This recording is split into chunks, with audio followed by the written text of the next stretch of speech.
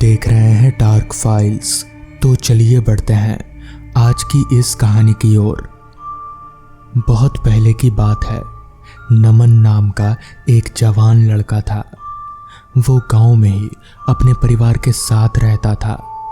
नमन पढ़ाई में बहुत अच्छा था, पर गांव के स्कूल में उसकी पढ़ाई अच्छे से नहीं हो पा रही थी। इसलिए वो अपनी पढ़ाई और अच्छे से करने के लिए शहर जाने के बारे में सोचने लगा। कुछ दिनों बाद नमन के चाचा जी की बदली हो गई, तो नमन भी अपने चाचा जी के साथ शहर चला गया। एक रात नमन अपने कमरे में बैठकर पढ़ाई कर रहा था। तभी अचानक से चारों तरफ से घनघोर काले बादल छा गए और जोरदार आंधियां चलने लगीं। और वो रात एक डरावनी और तूफानी रात में तब्दील हो गई। अमन को ऐसा मंजर देख थोड़ा डर सा लगने लगा और वो अपनी पढ़ाई बंद करके सोने चला गया। डर से उसे याद आया कि उसके रिश्तेदार का एक छोटा सा घर शहर से थोड़ी दूर पर है, लेकिन उसमें कोई रहता नहीं था और वहाँ भूतों का वास हो गया था। इसलिए वहाँ डर के मारे कोई भी नहीं जाता था। तो उसने खुद से ही ये वादा किया कि वो भूतों से कभी नहीं डरेगा। दूसरे दिन नमन अपने दोस्तों के साथ शहर के बाहर एक खंडहर महल को देखने के लिए गया। वो एक आत्माओं का खंडहर महल था। उस खंडहर महल के अंदर एक छोटा सा घर बना हुआ था। कहा जाता है उस घर में आत्माओं का वास है। वहाँ के लोग बताते हैं कि जब दुश्मन सैनिकों ने उस महल पर हमला किया था, तो वहाँ की औरतें उस घर में छुप गई थी। दुश्मन सैनिकों ने उन सारी औरतों को उस घर में ही जिंदा जला दिया था। तब से उन सभी औरतों की आत्माएं उस घर में भटकती हैं। जो भी उस महल में घूमने के लिए जाता है, वो बाहर उस महल से कभी निकल नहीं पाता। पर नमन ने खुद से ही ये वादा किया था कि वो भूतों से कभी नहीं डरेगा। इसलिए वो उस घर में जाने का फैसला करता है।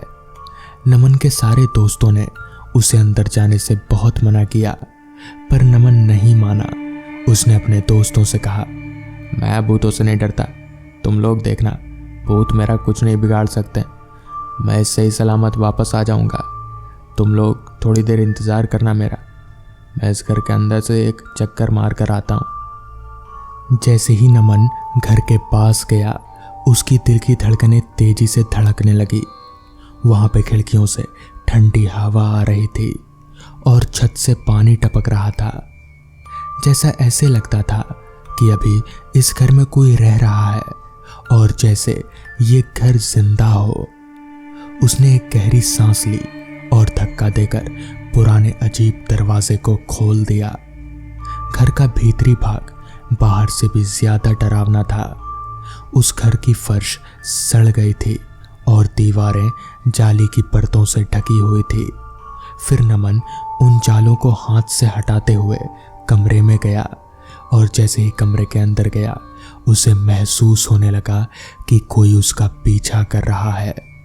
नमन ने इस बात को नजरअंदाज किया और आगे बढ़ गया।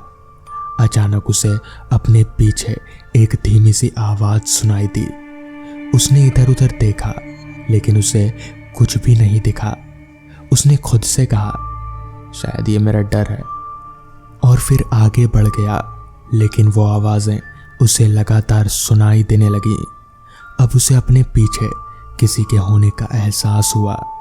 उसे लगने लगा कि कोई तो है जो मेरा पीछा कर रहा है, और वो समझ गया कि वो उस घर में अकेला नहीं है। नमन अपने मन में सोच लिया कि अब मैं यहाँ से नहीं भागा तो शायद जिंदा नहीं रहूंगा। उसने धीरे से भागने के लिए पीछे मुड़ा तो देखा कि दरवाज़ा अपने आप ही बंद हो चुका है और वो बुरी तरह से फंस गया था। घबराकर उसने दूसरा दरवाज़ा खोजा, लेकिन कोई फायदा नहीं हुआ क्योंकि घर के सारे दरवाजे और खिड़कियां बंद हो गई थी। नमन महसूस कर रहा था कि कोई उसके नज़दीक आ रहा है और हवा हर कदम के साथ ठंडी होती चली जा रही थी। फिर उसने देखा थोड़ी ही देर में एक डरावनी औरत उसके सामने आ गई। उसके सफ़ेद बाल, आंखों से खून बह रहे थे और लंबे लंबे दांत और चेहरा जलकर सड़ा हुआ था और उसकी आंखों में बदले की भावना चल रही थी। वो चुड़ैल नमन की ओर बढ़ी और वो अपने हाथ उसके छाती में रखकर धीरे से उसके कान में बोली, तुम्हें यहाँ नहीं आना चाहिए था। अब तुम यहाँ से कभी नहीं जा पाओगे। इतना कहकर वो औरत जोर जोर से हंसने लगी। नमन को कुछ समझ नहीं आ रहा था कि अब उसे क्या करना चाहिए, मगर तभी वहां पर अचानक से सभी दरवाजे खुल गए और उनमें से लोग अचानक से हड़बड़ाते हुए घर के अंदर घुस गए। फिर वो औरत भी पता नहीं कहाँ गायब हो गई। दरअसल नमन के दोस्त बहुत से लोगों को लेकर उस घर में पहुंच गए थे और इस तरह से नमन की जान बच गई, मगर उसे बहुत दिनों तक बुरे सपने आते रहे। उसकी तबीयत भी खराब रही, लेकिन बाद में सब कुछ सही हो गया और उस दिन के बाद से नमन ने ऐसी गलती फिर कभी नहीं दोहराई। तो दोस्तों, ये थी आज की पहली कहानी। तो चलिए बढ़ते हैं आज की दूसरी कहानी की ओर। मैं एक छोटा मोटा फोटोग्राफर हूँ। तस्वीरें खींचना मुझे काफ़ी पसंद है।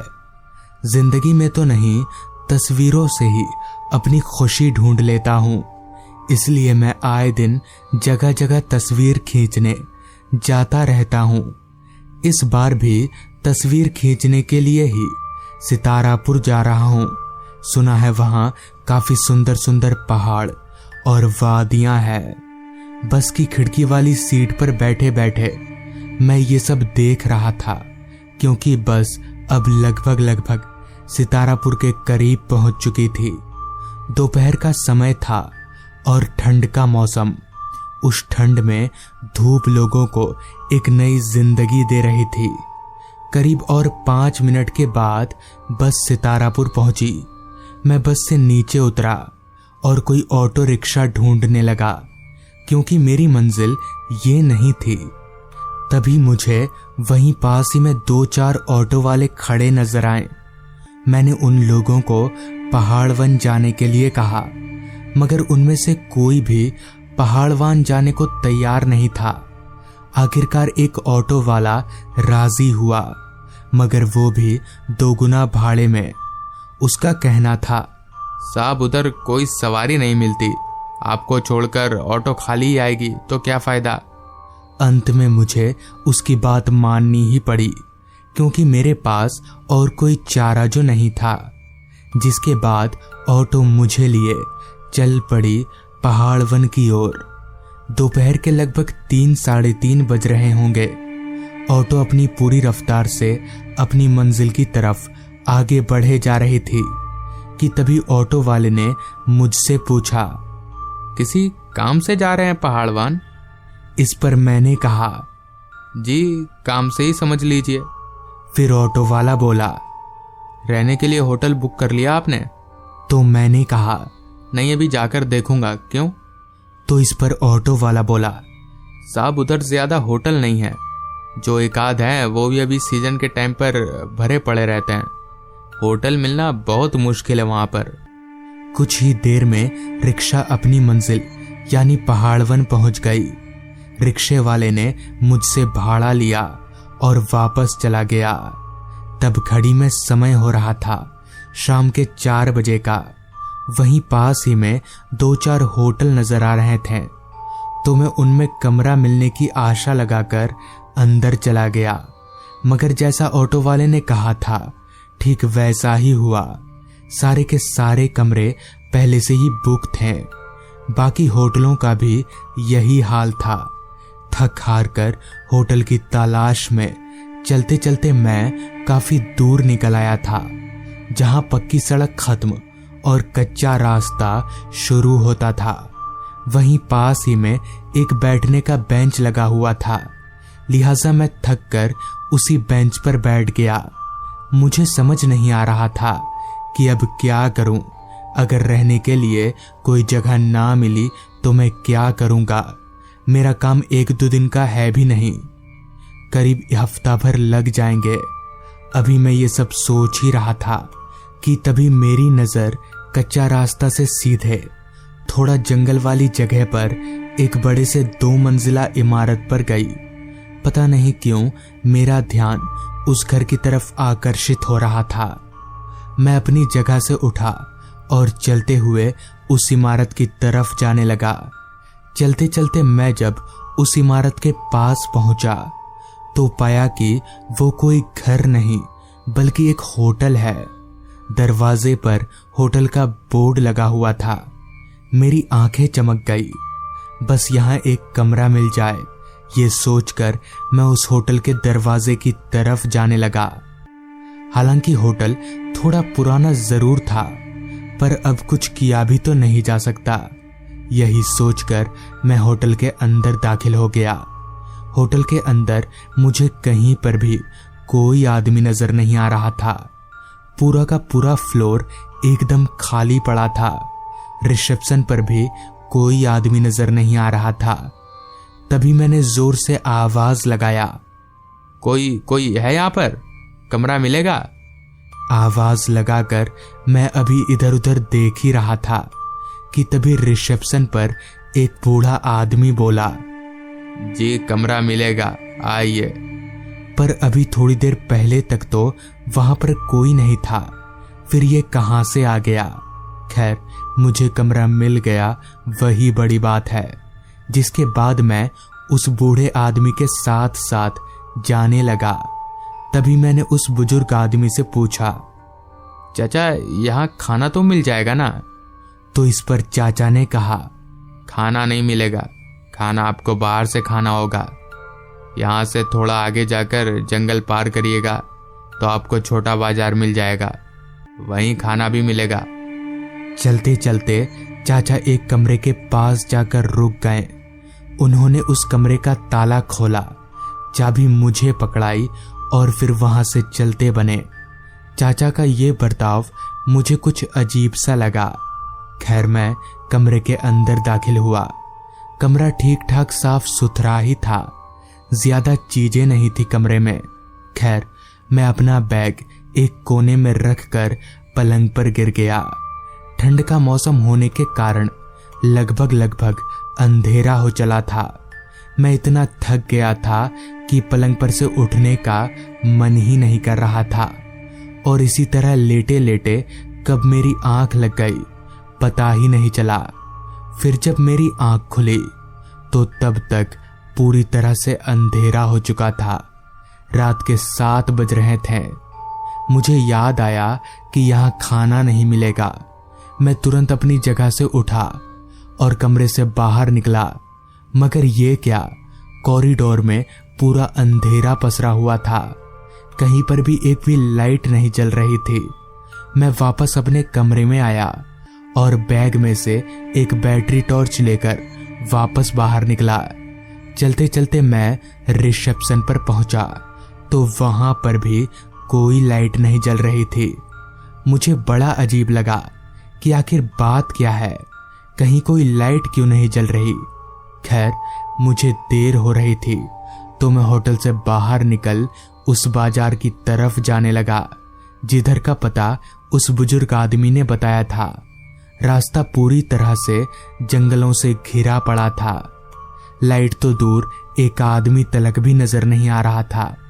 पूरा का पूरा माहौल सन्नाटे में डूबा हुआ था। लग नहीं रहा था कि इधर कोई बाजार भी होगा, मगर जब उस बूढ़े आदमी ने कहा है तो शायद इधर ही होगा। यही सोचकर मैं आगे बढ़ता रहा। सुबह के मुकाबले ठंड काफी बढ़ चुकी थी। अभी मैं आगे की तरफ चल ही रहा था कि तभी सामने की तरफ मुझे छोटा सा बाजार जैसा नजर आया। 4-5 दुकानें थीं, मगर सारी बंद थीं। बहुत ढूंढने के बाद एक खुली हुई दुकान नजर आई। वो एक बहुत ही छोटा सा ढाबा था। ढाबे पर कोई ग्राहक नहीं था। ढाबे वाला चूल्हे के पास बैठा झपकियां ले रहा था। मैं चलते हुए उस ढाबे के पास गया और ढाबे वाले को आवाज लगाते हुए कहा, भाई साहब कुछ खाने को है या सब खत्म? आवाज सुन ढाबे वाला हड़बड़ाकर उठा और बोला, बाबूजी रोटी आमलेट होगा। मैंने सोचा यही खा लेता हूं और कुछ मिलेगा भी नहीं। यही सोचकर मैंने उस आदमी को खाना लगाने के लिए बोल दिया और मेरे बोलते ही वो रोटियां सेकने लगा। इसी दौरान उस ढाबे वाले ने मुझसे कहा, आप कहीं बाहर से आए हैं लगता है, कहाँ रुके हैं? इस पर मैंने उस आदमी को अपने होटल का पता बताया तो मेरी सारी बात सुन उस आदमी ने कहा, पर वहां तो कोई होटल नहीं है भाई साहब। इस पर मैंने कहा, अरे है होटल, आपको पता नहीं है। खैर मैंने वहां खाना खाया और खाना पीना करके वापस होटल की तरफ लौटने लगा। रात अब तक काफी गहरी हो चुकी थी, जिसके साथ ही साथ ठंड भी काफी बढ़ चुकी थी। चलते चलते मैं होटल के पास पहुंचा तो पाया कि अभी भी होटल में एक भी लाइट नहीं जल रही है। मुझे अब काफी गुस्सा आ रहा था। मैं गुस्से से तिलमिलाता हुआ होटल के अंदर गया, मगर रिसेप्शन पर अभी भी कोई नहीं था। मैं जोर से चिल्लाया, कोई है?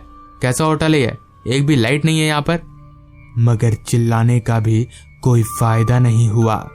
मैं अपने गुस्से को काबू करके टॉर्च जलाकर अपने कमरे में आ गया और सोने की तैयारी करने लगा। चूंकि मैं काफी थका हुआ था तो कब मेरी आंख लग गई मुझे पता ही नहीं चला। ना जाने कितनी देर बाद, मगर जब मेरी आंख खुली तो कमरे के दरवाजे पर दस्तक हो रही थी। मुझे बड़ा अजीब लगा कि भला इतनी रात गए कौन होगा। मैं बिस्तर पर से उतरकर दरवाजा खोला तो सामने वही बूढ़ा आदमी था, मगर उसके हाथ में एक बर्तन था जो दूसरे बर्तन से ढका हुआ था। तभी उस आदमी ने कहा, साहब आपको खाना चाहिए था ना, लीजिए। इस पर मैंने थोड़ा ऐंठते हुए कहा, जब भूख लगी थी तब तो आप आए नहीं, अब जब खाना खा लिया है तो आ रहे हैं। इस पर उस बूढ़े ने कहा, साहब एक बार ढक्कन हटाकर देखिए तो सही। हालांकि मेरा मन नहीं था, मगर फिर भी मैंने उस आदमी की बात मानी और प्लेट के ऊपर से ढक्कन हटाया। तो ढक्कन हटाते ही मैंने जो देखा वो देखकर मेरे होश उड़ गए। मेरी सांसें तेजी से ऊपर नीचे होने लगी।